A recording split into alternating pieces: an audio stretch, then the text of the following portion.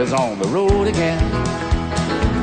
I just can't wait to get on. Some are over 90. One is still touring. And the oldest, 109, still playing fiddle. Every single name on this list is still alive in 2026. These aren't just legends from the past, they're living history. Oh, let's go on. They didn't just witness country music, they helped build it, shared stages with icons, shaped the sound, kept it alive, and some of them, they're still performing today. This is more than a countdown. This is history still breathing. Let's go. Number 10, Ray Stevens. Everything is Beautiful. Everything is beautiful. 1970. A warm, hopeful song comes through the radio. Different, unforgettable. That was Ray Stevens. In its own way, like a star. Born in 1939, he'd been recording since the 50s, but Everything is Beautiful changed everything. Number 1 on the pop charts and a Grammy for Song of the Year. Still, history boxed him in as just a comedy act that never told the full story. A summer night or snow-covered winters. He produced himself, played multiple instruments, and wrote hits for others. In Nashville, he was known as a true musician's musician. He even ran his own theater. And at 87, he's still releasing music. And everybody's beautiful. He took a risk by opening the song with his daughter's gospel vocals. The label hesitated, radio hesitated, the audience didn't. It became a hit. Ray Stevens never got all the credit he deserved, but after decades of music, he's still here. And still creating, still proving his legacy. In their own way. And the next artist, he didn't just sing songs, he changed how country music sounds forever. Hello, I'm Johnny Kaye. If you love real country music and the stories behind the legends, make sure you subscribe to Country Deep Dive. This channel is for people who truly appreciate the roots of country. Many of these country legends are slowly being forgotten, but their stories deserve to live on. By subscribing, you're helping keep their music and legacy alive for the next generation. And if these songs bring back memories for you, do me a favor and hit subscribe. It's completely free, and it helps us continue sharing the classic country stories that made this music so special. Number 9, Bill Anderson. Still. Though you broke my heart. 1963. Imagine a small-town radio station, 1963. The DJ cues up a record that barely whispers out of the speakers, guitar soft, strings floating, then that voice barely above a breath starts to sing. That was Whisperin' Bill Anderson, and that voice made him a legend. They're far apart. Born in Columbia, South Carolina, Bill Anderson has been recording since 1958, nearly 70 years as a professional artist. Still went to number 1 on the country chart on Decca Records and crossed over to the Pop Top 10.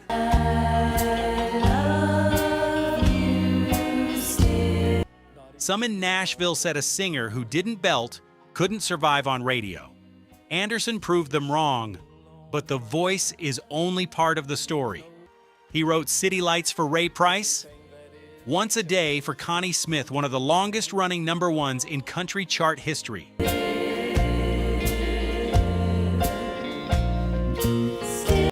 And Whiskey Lullaby, which Brad Paisley took to a whole new generation in 2004. One man, decades of hits for dozens of artists. After all this time. By the 1980s, casual fans had moved on. Music Row never did. He was charting songs in 4 different decades. He's 88 and still performing, still writing. Real craftsmen don't retire, they just keep showing up. You're still on my mind. And speaking of showing up in rooms that weren't ready for you, the next artist walked into those rooms and owned them. She became royalty. Number 8, Wanda Jackson, Right or Wrong. Right or wrong, I'll be be with you. A roadhouse in Oklahoma, late 1950s. Rough crowd, low lights, smoke and sawdust. Then this young woman walks to the microphone and opens her mouth and the whole room goes quiet. That was Wanda Jackson. I'll do what you ask. Before most artists even knew where rock and roll ended and country began, she was living in the space between them like she owned it. Me too, for I believe that. Born in Maud, Oklahoma, Jackson started recording as a teenager. She toured with Elvis Presley in 1955 and 1956, and he encouraged her to stop being polished and let the rawness out. I belong by your side. Right or Wrong on Capitol Records in 1961 showed the world that a woman could be loud, commanding, and take up space in two genres at once without apologizing for either. Right or wrong. She became the queen of rockabilly, not by accident, by force of personality and sheer talent. A Capitol wanted to push her fully into country. She kept pulling toward rock. Right or wrong, it's gotta be. That tension between those two directions produced some of her best work. The best music often comes from that exact friction. Always you, always. Rock historians gave her credit before country historians did. She was inducted into the Rock and Roll Hall of Fame in 2009. Her place in country history took even longer. Me.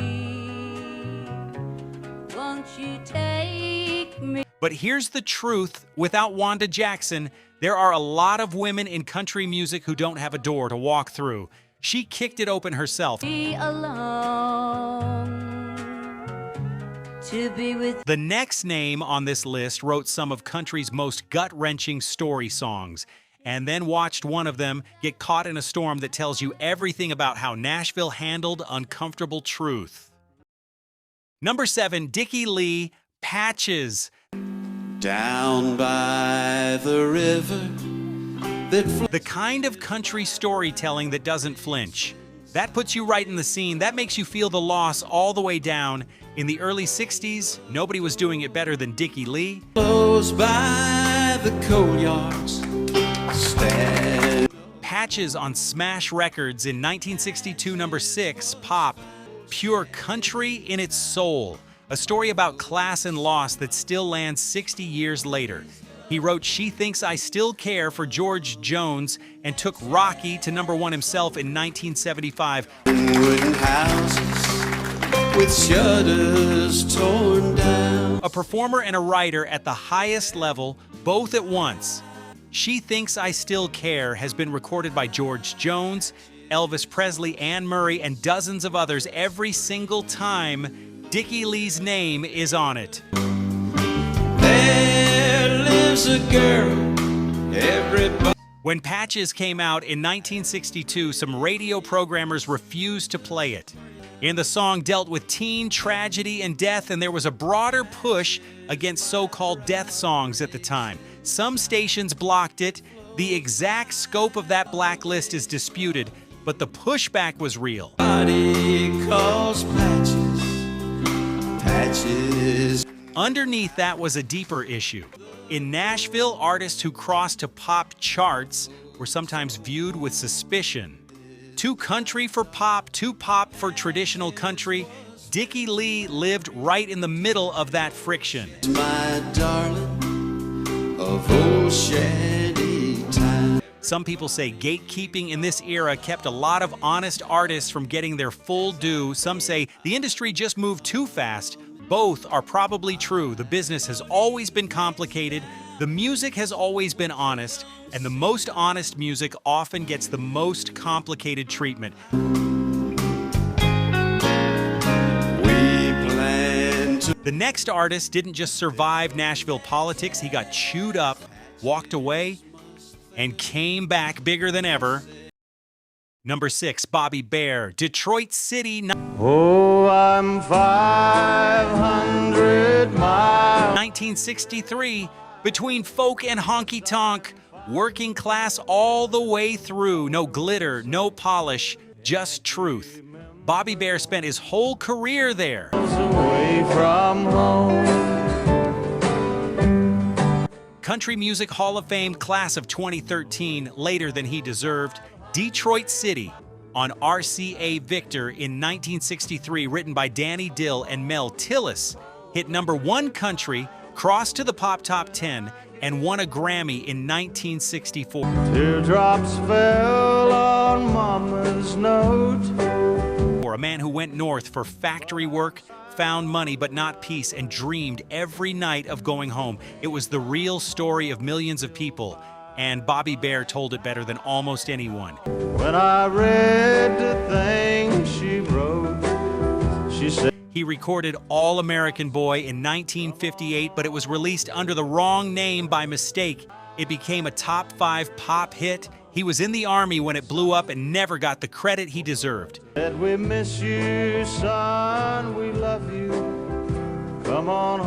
In the 1970s, he worked with Shel Silverstein to make records that pushed country into places Nashville hadn't mapped yet. Outlaw before Outlaw had a name. At 91, Bobby Bare never stopped being exactly who he was. Well,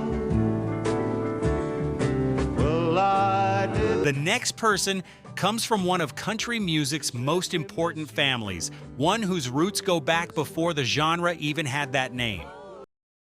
Number 5, Norma Jean, Let's Go All the Way. Oh, let's go all the way. Every week on the Porter Wagoner Show, millions tuned in to hear him introduce his female singer, Pretty Miss Norma Jean.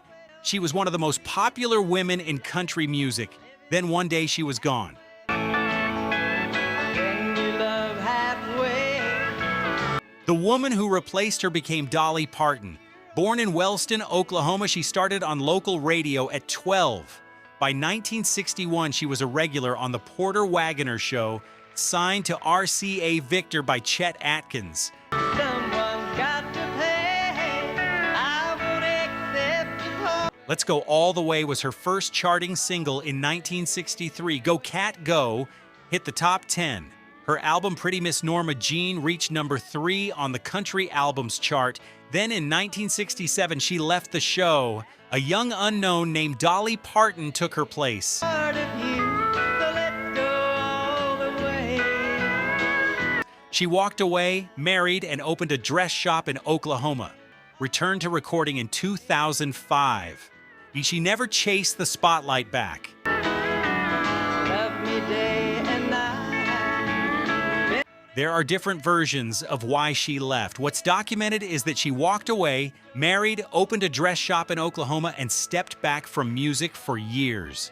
She returned to recording in 2005 and again in 2014. She never chased the spotlight back. She just lived her life. And I know it's right. Love me till I hear you. Norma Jean is 88 years old. Most people know her story only as a footnote to Dolly Parton's rise. That is the wrong way to tell it. She was a hitmaker on her own terms, and she deserves to be remembered that way.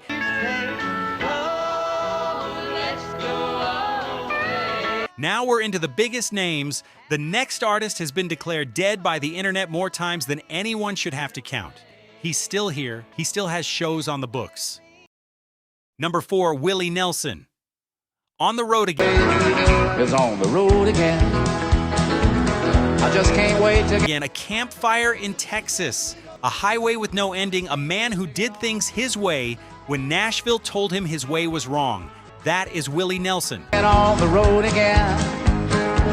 The life I love is making music. Born April 29th, 1933 in Abbott, Texas, 92 years old and actively touring in 2026. He wrote On the Road Again on the back of an air sickness bag on a plane because a film director needed it immediately. Music with my friends, and I can't wait to get on the road again. Documented fact. He moved to Nashville in 1960 and spent years writing Crazy for Patsy Cline, Hello Walls for Farron Young. Greatest songwriter in Nashville, but his own records weren't catching. He moved back to Texas, grew his hair out, and built a following Nashville hadn't planned on.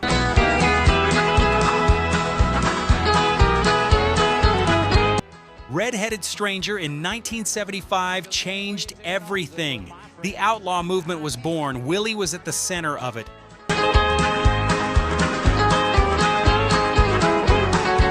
His guitar and trigger, named after Roy Rogers' horse, has a hole worn through the top from decades of playing. Luthiers have offered to fix it. Willie says no. 10 Grammys, Country Music Hall of Fame, Rock and Roll Hall of Fame, over 70 studio albums.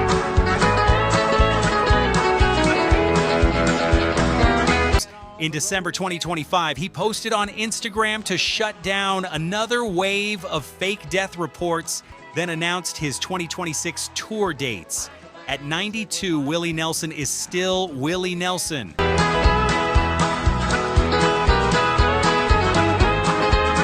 The next artist is someone most casual fans have never heard of, but roots music scholars treat him like a founding father. He is 95, and his own family tried to keep him away from music entirely.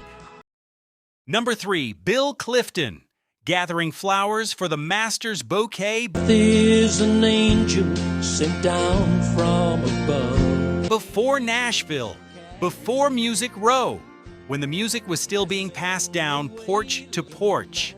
Bill Clifton comes from that place. He spent his life carrying it forward. Sent for the buds and the flowers we... Born William August Marburg in Riderwood, Maryland, he changed his name because his wealthy family didn't approve. love. Truly 'tis so. He began recording in the early 1950s, not just playing bluegrass, but actively preserving older songs that commercial music was leaving behind. He took that music to England and Europe in the early 1960s, planting seeds for an international roots scene that still exists today. For in heaven's own way, each soul is a flower. He spent years living in England and the Philippines working for Care International while recording music on the side. A career across decades and continents that most of Nashville never even knew about. We're in the master's bouquet. At 95, Bill Clifton carries a direct personal memory of American roots music in a form that has mostly vanished. Because of him, songs that would have been forgotten are documented. His contribution is deep, real, and lasting. Gathering flowers for the master's bouquet. The next person is 96 years old and holds a #1 chart run that most people in Nashville today don't even know about. Number 2, Leroy Van Dyke, Walk On By. If I see you tomorrow. 1961, the Ozark Jubilee, late 1950s. A young man from Missouri steps on stage and sings the way an auctioneer talks. Fast, rhythmic, precise. The audience goes crazy. On some street in town, pardon me if I don't. The Auctioneer in 1956 sold over 2.5 million copies. Walk On By on Mercury Records in 1961 hit #1 country and stayed there for 19 weeks. Say hello, hello, I belong. 19 weeks, one of the longest runs at the top in country chart history. It crossed to the Pop Top 10. He still makes public appearances at 96, sometimes performing with his son Ben on lead guitar. To another, it wouldn't look so good. He actually worked as a real auctioneer before music took off. The auctioneer wasn't a character he invented. He had the skill because he'd done the real thing. Leroy Van Dyke has never been inducted into the Country Music Hall of Fame. Why 19 weeks at #1, 2.5 million copies of a debut single. Oh, someone I'm not supposed to know. Just His absence from the hall is one of country music's quiet injustices. He is 96 years old. Time is not unlimited for this conversation. Walk on by, way on the corner. And now, the one you've been waiting for. 109 years old, born before the Grand Ole Opry existed, and she is still playing. Number 1, Violet Hensley. Old-time fiddle tunes. Forget Nashville, forget Music Row, a log cabin in the Ozarks, hand tools on a kitchen table, a fiddle being built from native Arkansas wood, a girl learning from her father who learned from his father, who built his first fiddle in 1888.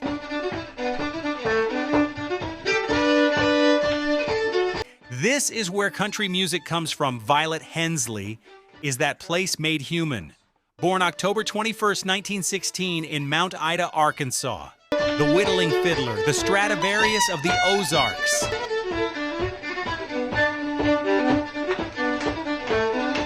She made her first fiddle at 15 and built more than 70 over her lifetime.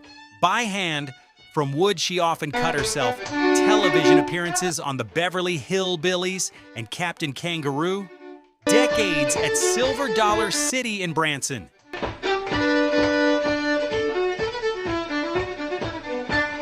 Named Arkansas Living Treasure in 2004, inducted into the National Fiddler Hall of Fame in 2018 at age 101.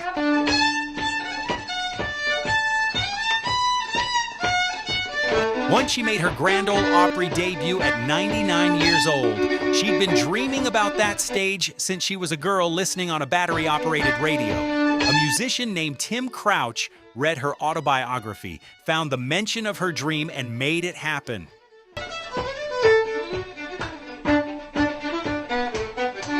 No number 1 hit, no major label deal, not part of the Nashville machine.